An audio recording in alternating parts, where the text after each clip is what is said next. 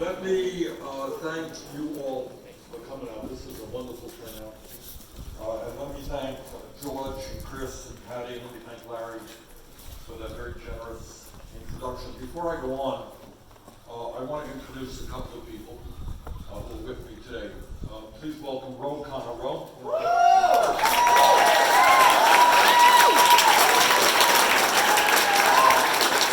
Ro is a congressman from California, one of the most progressive members of Congress, and a real advocate for rural America. Ro, thanks for what you're doing. One or two of you may have heard of Ben & Jerry's ice cream. Let me introduce Ben Cohn, one of the founders of Ben & Jerry's ice cream.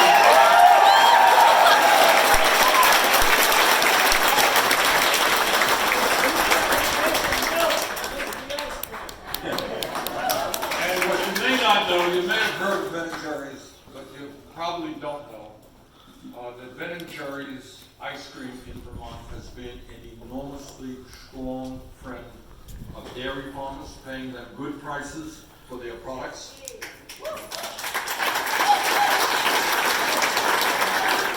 And they have been environmental leaders. In their, hey, I got the mic and I'm louder than you.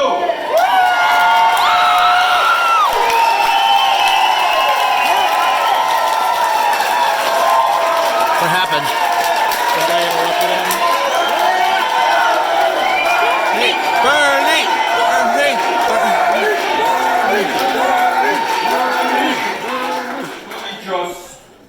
Let me just say what you already know. That what this fight is about is not complicated. Some people are writing off rural America. That's right. They're saying everybody's going to the cities. Well, people want to go to the cities, that's fine. We're a free country. But I come from one of the most rural and most beautiful states in the United States. I will not write off rural America.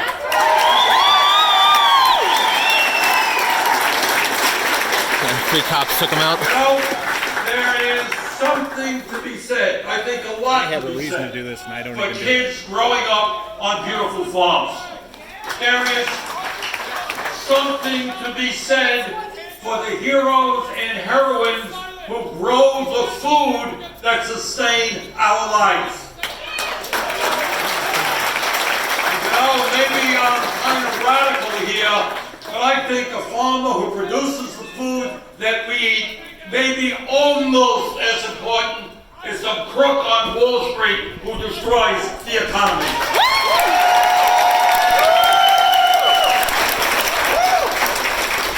Those of us who come from rural America have nothing to be ashamed about, and the time is long overdue for us to stand up and fight for our way of life.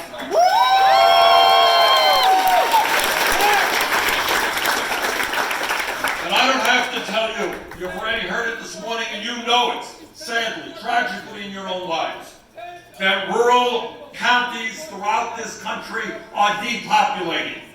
Young people cannot find decent jobs, decent incomes in rural America, and we're seeing nearly 35% of rural counties in this country experiencing protracted and significant population loss.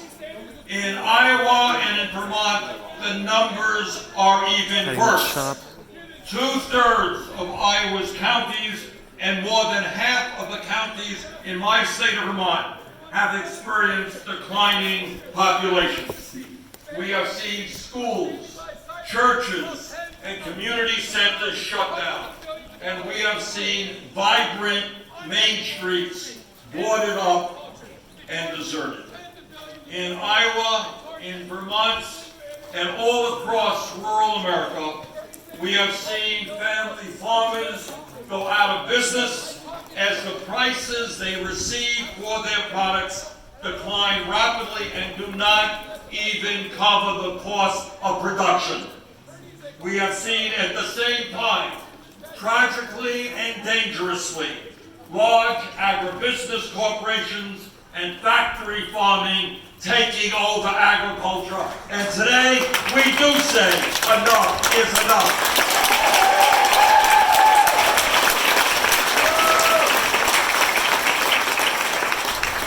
Tragically, instead of seeing good jobs, education, and healthcare coming to our rural communities, we are far too often seeing desperation and depression and despair and a terrible increase in drug addiction, in opioid addiction, in alcoholism, and as you have heard, even in suicide. Unbelievably, and let's never forget this, life expectancy in rural America, because of that despair, because of the losing hope for the future, because of the worry about future generations, life expectancy is actually in decline. Let me make a point that is fundamental to what our campaign for president is about. Can't they arrest him? And that is, Freedom of if speech, we yeah. are going to accomplish But if he's our disturbing, goals, we need a political Bernie's revolution not like that either. all across the board.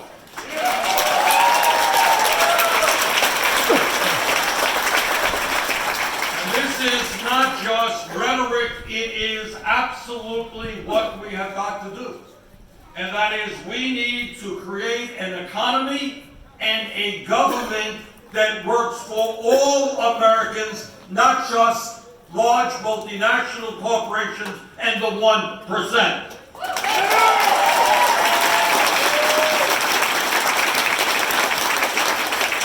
While family farmers in Iowa and Vermont and all over this country are being driven off of the land, you got 3 families in America that own more wealth than the bottom half of the people in this country. You got 1%, the top 1%, owning more wealth than the bottom 92%. And while farmers cannot afford to purchase health care, 49% of all new income in America is going to the top 1%. That ain't right. That ain't right, and we're going to change that.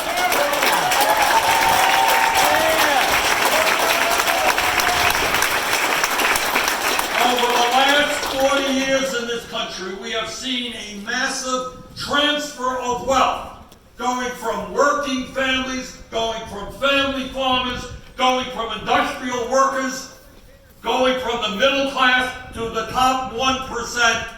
Brothers and sisters, we are going to turn that around and create wealth for the working families in this country.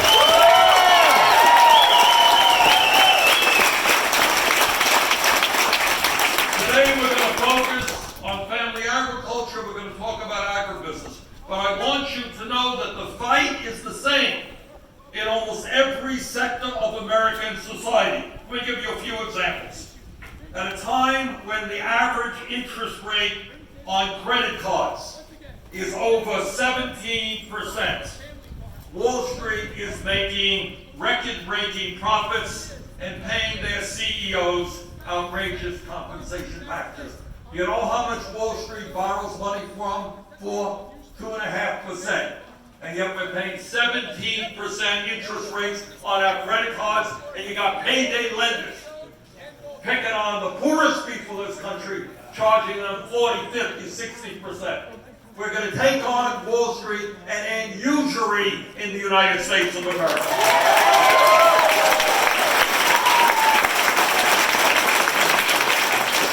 I have been all over my own state of Vermont, and I've been all over Iowa, and I talk to people who cannot afford the outrageous cost of prescription drugs in this country, where we pay the highest prices in the world.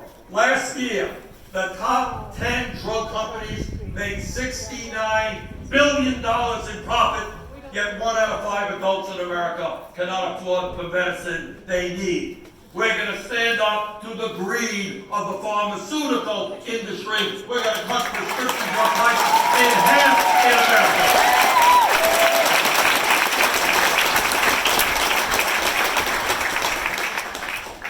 time when the top 5 insurance companies made over $20 billion in profits last year, and the top 65 CEOs, 65 people, made $1.7 billion in compensation. 34 million Americans, including some here, cannot afford any health insurance, and even more are underinsured. And brothers and sisters, under Bernie Sanders' presidency, the United States will end the embarrassment of being the only major country on earth not to guarantee health care to all people.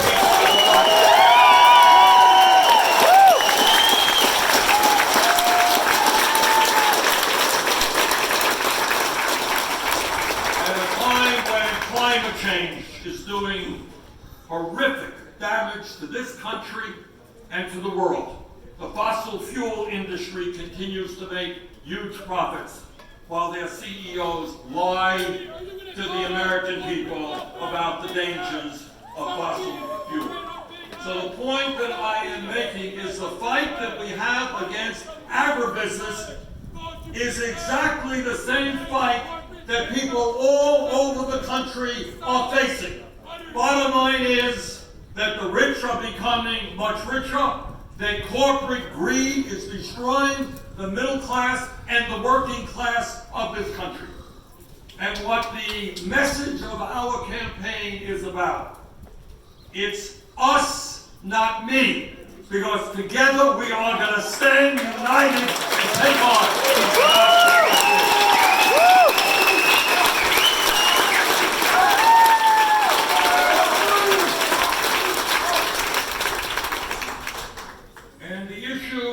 That we're facing in agriculture, it's no different in many ways than what we see in the pharmaceutical industry, the insurance industry, we see in Wall Street, the fossil fuel industry, military industrial complex. While corporate profits are soaring in agribusiness, while merger after merger gives even more power to a handful of giant international conglomerates, thousands of family farmers in my state of Vermont, in Iowa, in rural America are being driven off the land every single year because the prices they receive will not keep those families intact. And today I want to just review for you, give you an overview of some of the ideas that I have to fight agribusiness and to strengthen, rejuvenate, and revitalize rural America. And let me also say that when the choice comes between big agribusiness and family farmers, I want you all to know, as somebody who's been all over this country, the American people are with the family farmers. So we're ever together.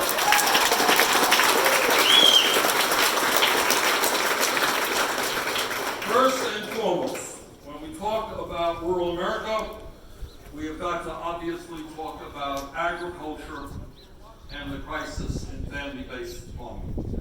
Today, 1 in 5 rural counties across the country rely on agriculture as a primary source of income. Here in Iowa, a third of the entire state's economy is tied directly to agriculture. And ominously, and I don't have to tell you this, more and more of the state's agriculture is being dominated by just a handful of large corporations who, it seems to me from a distance, own the Iowa state legislature.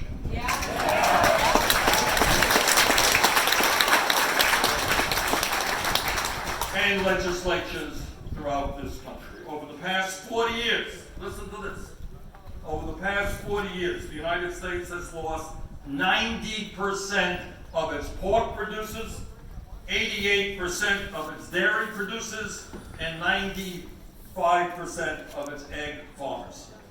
In rural America, we are seeing giant agribusiness conglomerates extract as much wealth out of small communities as they possibly can, while family farmers are going bankrupt and in many ways are being treated like modern-day indentured servants.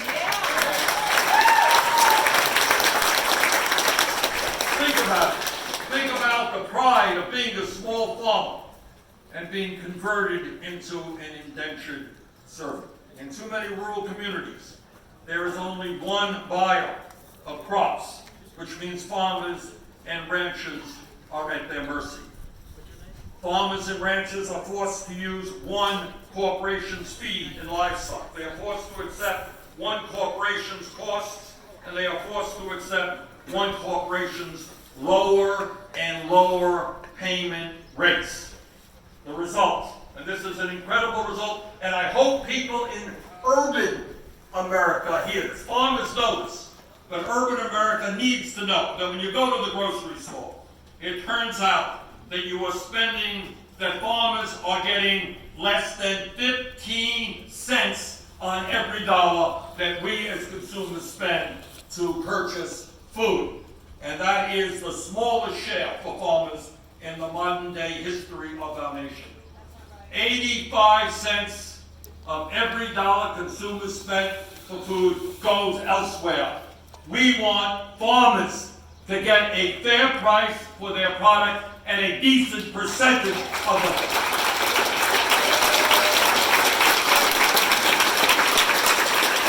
And the same is true on the buying end for farmers. In many cases, there really is only one seller of seeds.